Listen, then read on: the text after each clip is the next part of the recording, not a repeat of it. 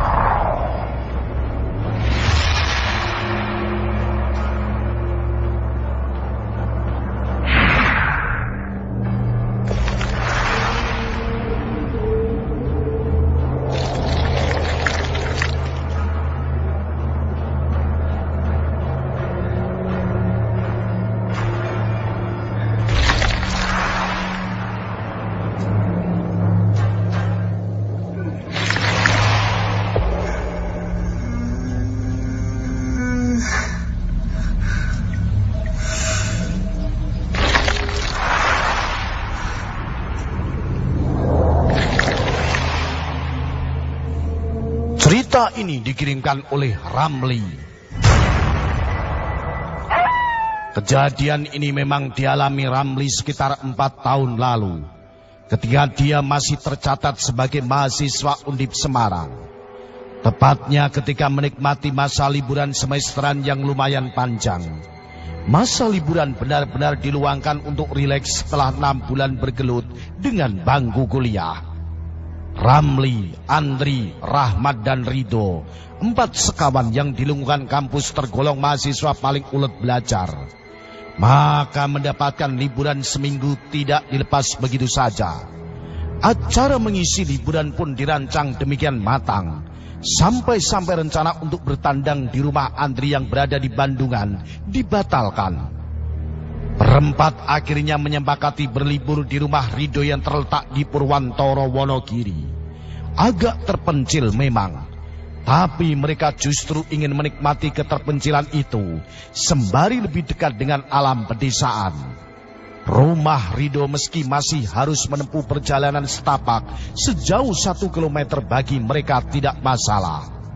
Singkat cerita, mereka berempat berangkat dari Semarang sekitar jam 12.35 waktu Indonesia Barat. Tiba di kota Wonogiri jam 4 sore. Dilanjutkan dengan naik angkudes atau angkutan pedesaan menuju ke kecamatan Purwantoro. Sampai kemudian Rido meminta supir angkudes berhenti di suatu tempat. Rido mengajak mereka turun di dekat persawahan itu karena sudah sampai pada jalan setapak menuju ke rumahnya. Perjalanan masih cukup jauh. Agar lebih cepat mencapai rumah Rido petang itu juga mereka mengadakan long march.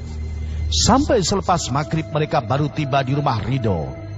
Namun karena rumahnya sempit, dialihkan bermalam di rumah paman Rido. Baru pada keesokan harinya,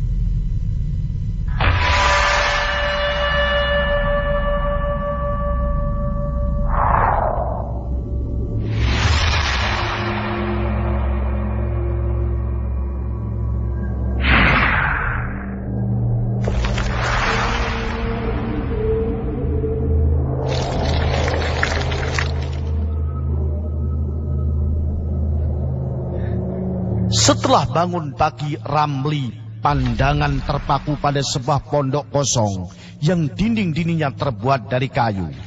Letaknya menyendiri di antara rumah-rumah yang bertebaran di dusun berada di pinggiran bukit itu. Lokasi pondok kosong itu agak menonjol, berada di daratan agak tinggi.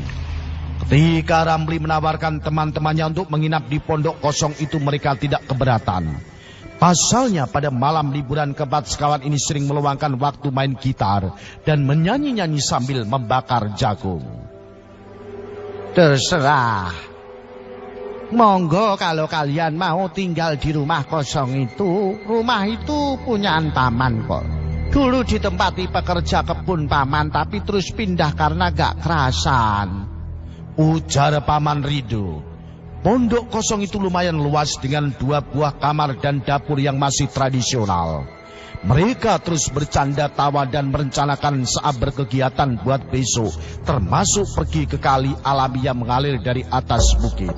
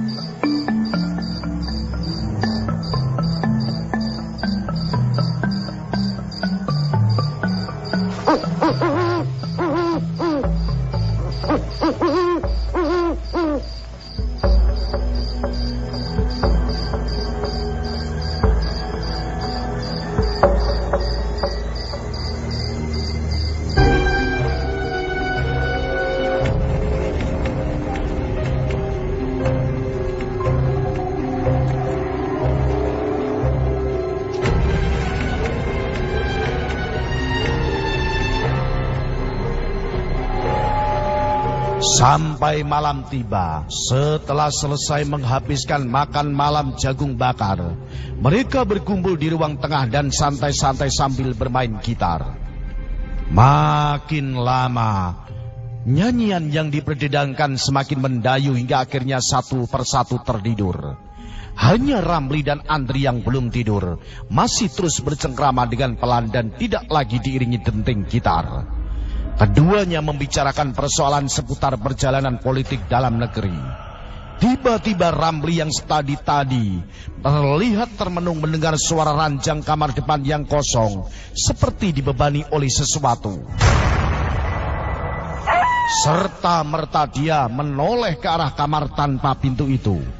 Ia terpaku melihat sesosok bayangan yang duduk di ranjang terbuat dari papan itu. Bayangan tembus pandang yang menyerupai sosok manusia duduk seorang diri.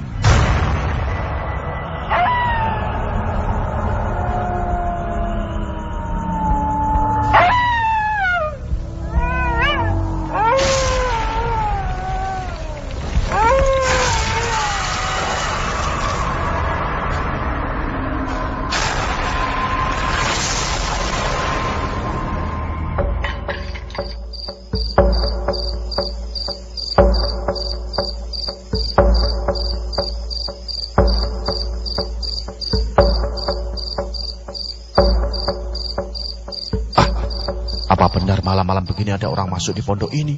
Pikir Ramli. Nafas yang dihembusnya tiba-tiba seperti tercekik, mendapati sesosok itu melihat ke arahnya. Bayangan itu lalu bergerak turun disertai dengan suara pijakan, seperti benda berat pada lantai yang terbuat dari papan.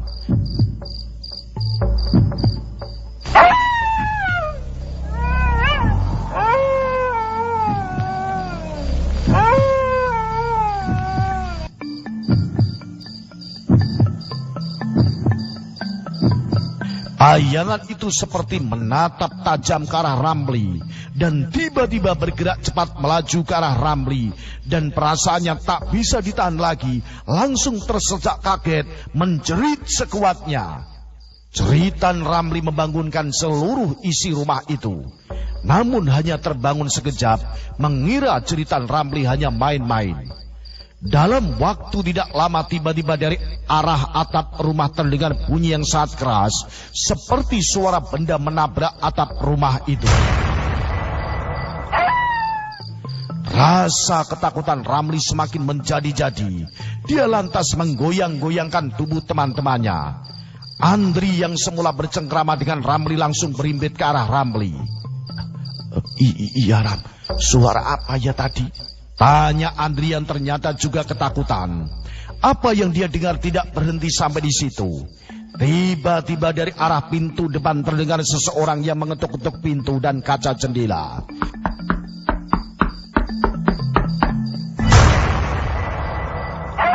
Suara ketukan itu terdengar bebarengan. Aneh. Suara itu dalam waktu sekejap sudah berpindah ke arah dapur bawah lantai. Ridho dan Rahmat yang tidur langsung terbangun. Langsung respek dengan apa yang terjadi dalam rumah kosong itu. Mereka langsung berhimpit dan berdoa bersama-sama. Suasana malam menjadi hening, mendadak serangga malam tidak lagi terdengar.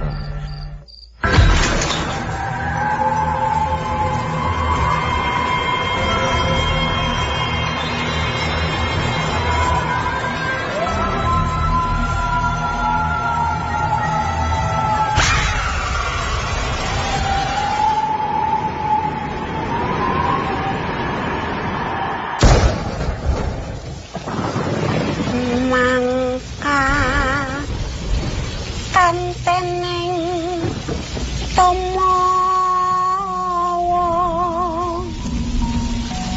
salamimu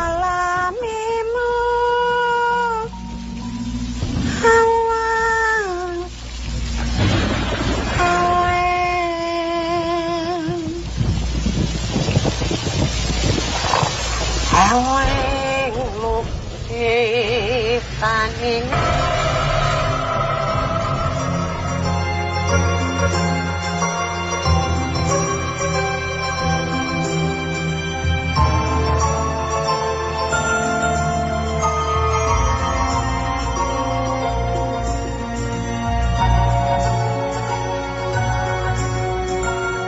Baru kemudian mereka bisa melanjutkan tidur dengan tenang.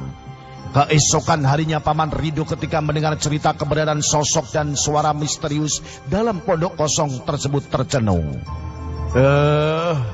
Itu toh yang menyebabkan pekerja kebun Paman gak kerasan. Kalau begitu nanti malam kalian pindah ke rumah Paman saja. Suara-suara itu setahu Paman bukan setan, mungkin jin penunggu pohon besar yang berada di dataran atasnya pondok kosong itu. Tutur Paman Ridho langsung pamit pergi, tidak melanjutkan ceritanya. Ridho tahu tentang keganjilan itu. Siang itu juga mengajak teman-temannya pindah ke rumah pamannya. Ridho ketika itu hanya berpikir jika jin penunggu pohon besar mungkin terusik oleh kehadiran mereka. Inilah cerita Jimat